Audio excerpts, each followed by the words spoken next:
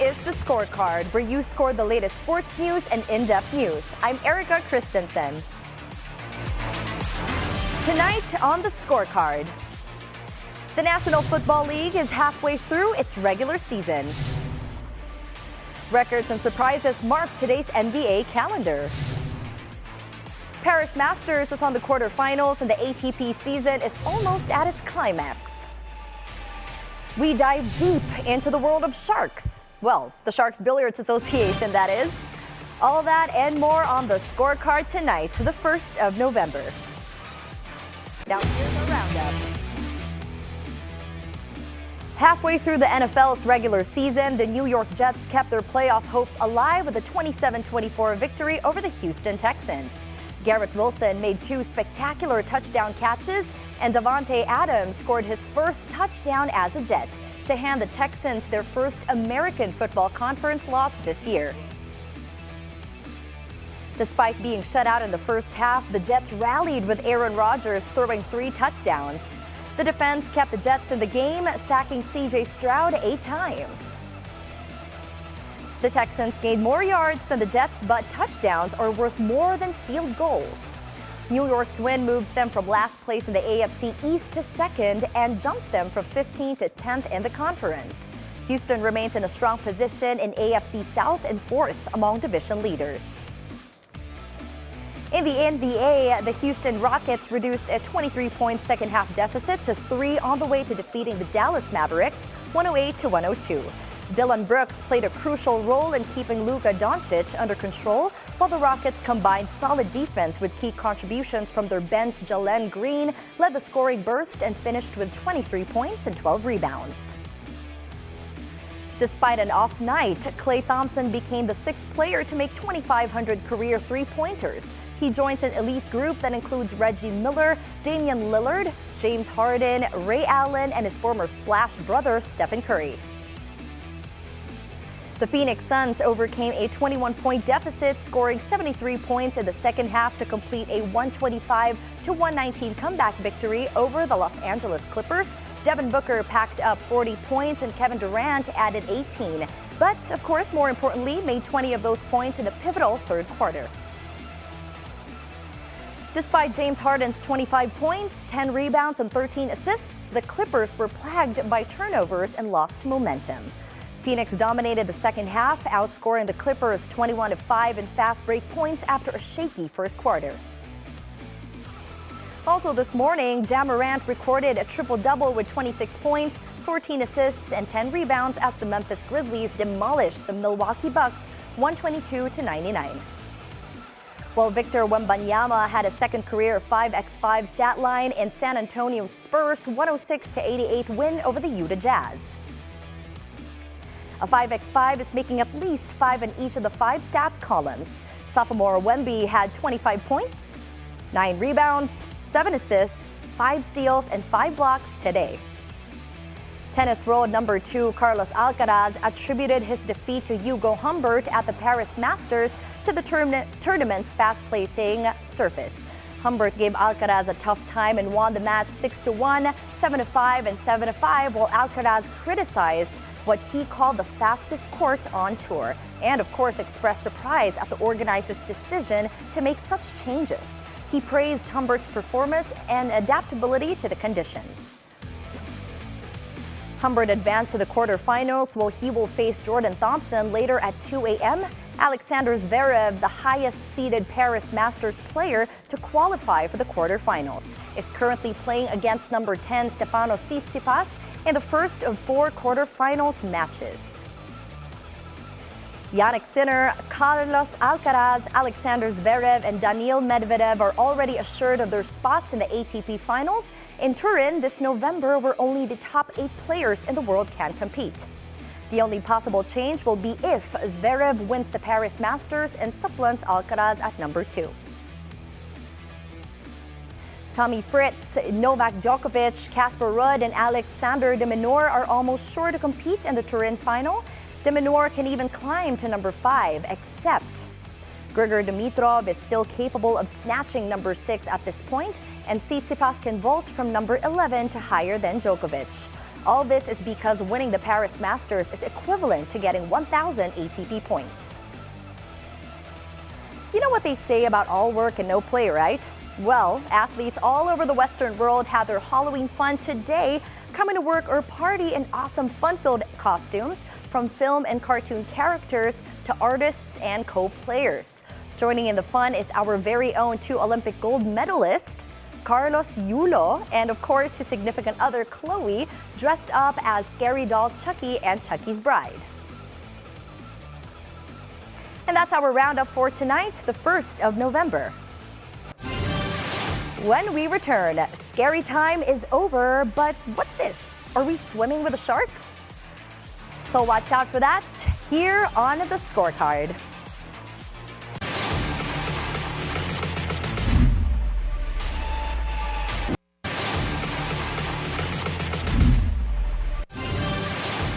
The Sharks Billiards Association, the first professional 9-ball billiard league in the world, recently invited us to witness one of its unusual tournaments.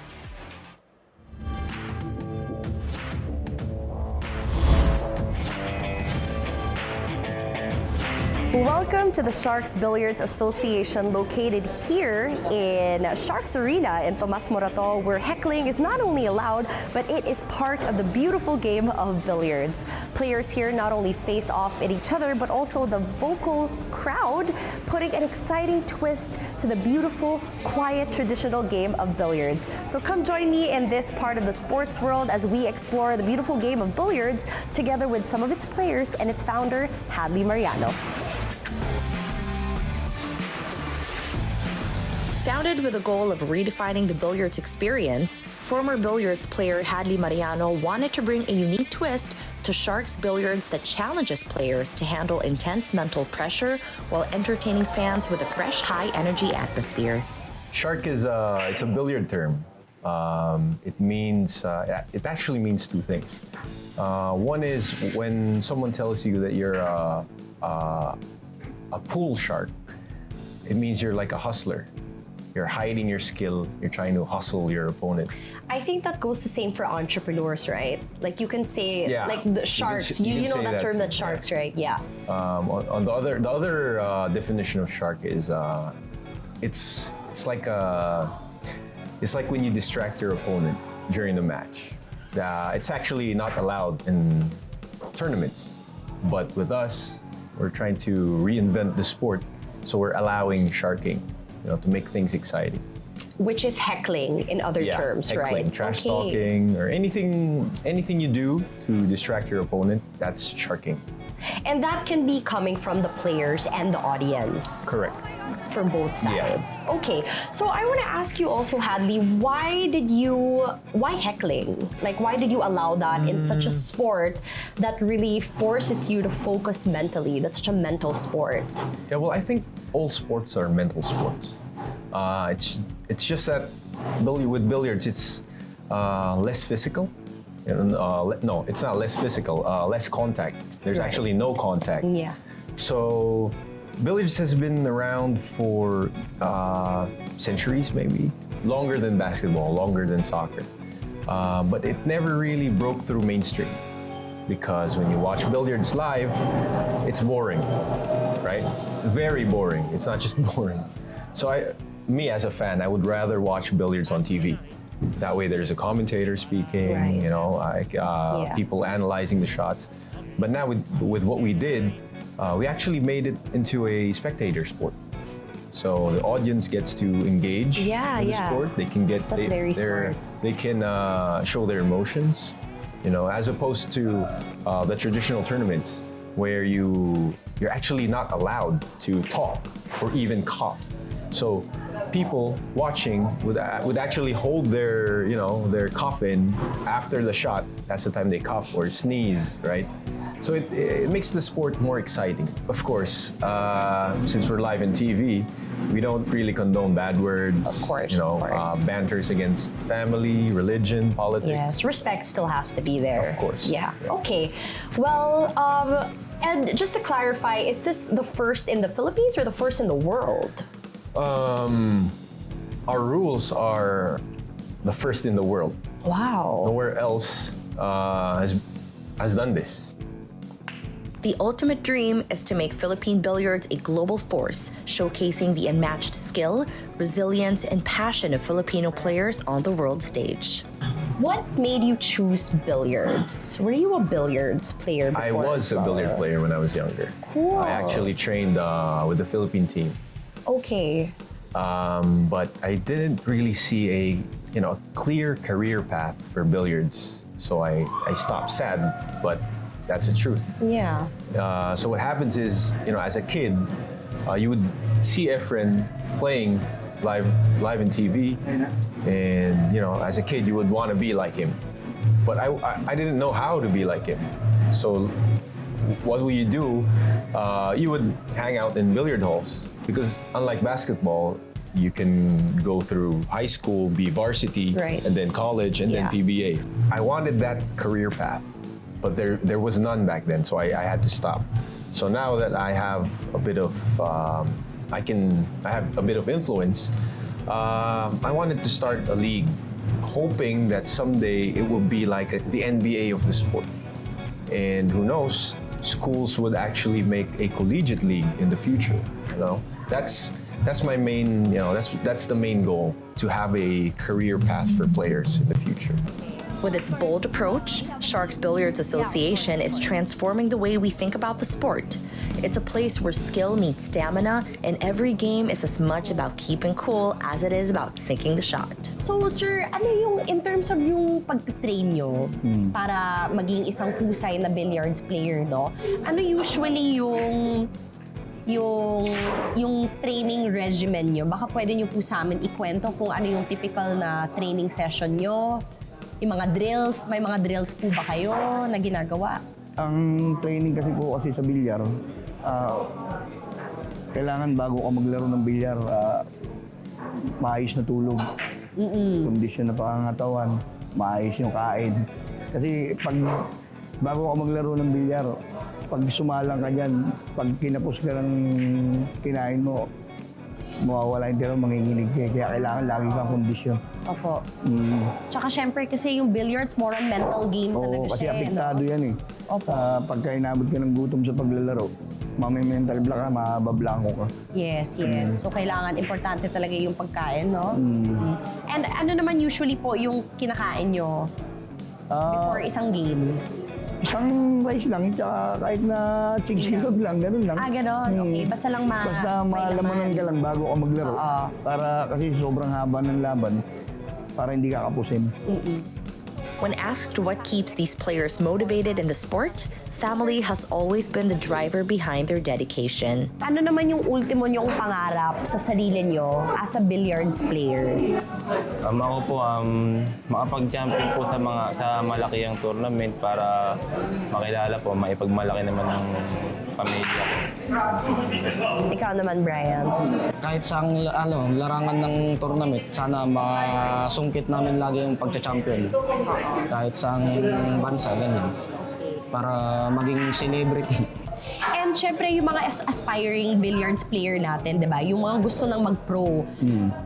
Ano po ba yung dapat mo possess ng isang billiards player para masabi na ready na sila mag-pro? Kailangan talagang dapat pag-isayuan mo maigi. Focus ka sa paglalaro.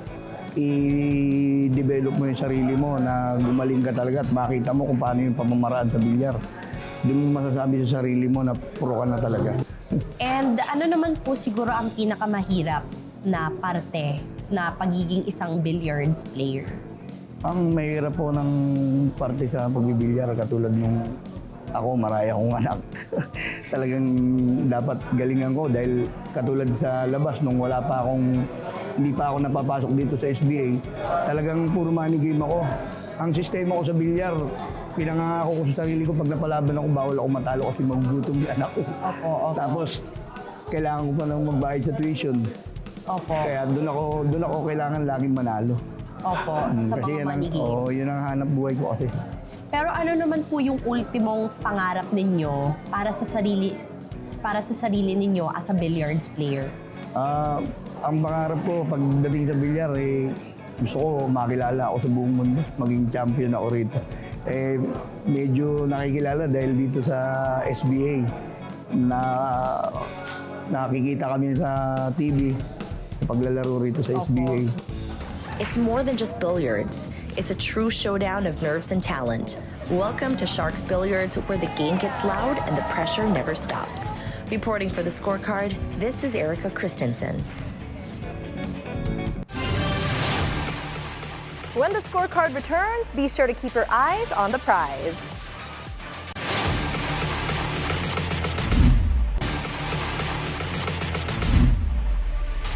Welcome back to the Scorecard. It is time to keep your eyes on the prize. We'll break down the upcoming matchups to deliver key insights that might just give you the edge that you need to stay ahead of the game.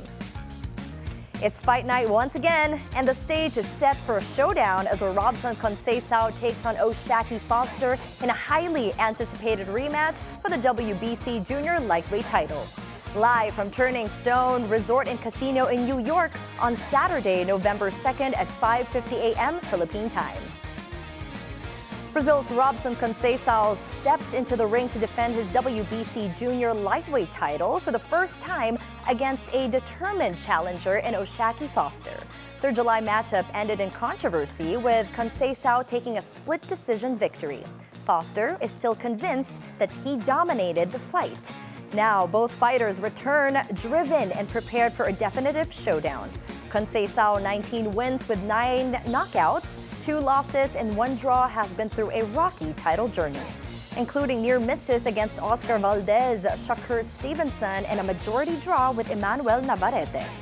However, this champion knows the value of perseverance, and he's ready to prove his resilience, stating that a champion fights and doesn't just throw a few punches and move away.